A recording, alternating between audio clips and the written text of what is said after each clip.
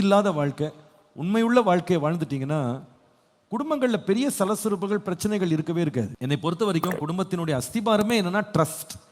ஒருத்தர் நம்பணும். கணவனை மனைவியை நம்பணும், மனைவியை கணவன் நம்பணும். நம்புறதுக்கு ஏற்ற மாதிரி வாழணும். நம்பிக்கைக்கு ரொம்ப முக்கியமானது உண்மை. சின்ன காரியத்திலலாம் பொய் சொல்ற பழக்கத்தை நிறுத்திடணும். சில பேர் பச்சை பொய், வெள்ளை பொய், கருப்பு பொய், பல வகையில பொய் வச்சிருக்காங்க, பல சைஸ்ல போய் வச்சிருக்காங்க. சமயத்துக்கு ஏற்ற மாதிரி பட்டுன்னு போய் சொல்லுவாங்க. பொய் சொல்லிட்டு அந்த பொய்யை மறைக்கிறதுக்கு அதுக்கு பிறகு எக்ஸ்ட்ரா பொய் சொல்லுவார்கள். அந்த பொய்யை மறைக்க இன்னும் பொய் சொல்லுவார்கள். ஆகவே வாழ்க்கையே என்னவா தான் இருக்கும், பொய்யா தான் இருக்கும். அவங்க நினைக்கிறாங்க நம்ம இன்பமா இருக்கலாம். இருக்கவே முடியாது. பொய்யும் சந்தோஷமும் ஒன்னா வாழவே முடியாது. ஏன்னா என்னைக்காவது ஒரு நாள் உண்மை என்ன பண்ணிடும், சாயம் ஒரு நாள் வெளுத்துரும். நிச்சயமா ஒரு நாள் வெளுத்துரும். அதை இயேசு சொன்னார் இல்லையா, வெளியிலே கொண்டு வரப்படாத மறைபொருள் ஒன்றுமே இல்லை, எல்லாமே ஒரு நாள் வெளிச்சத்துக்கு வந்துடும்.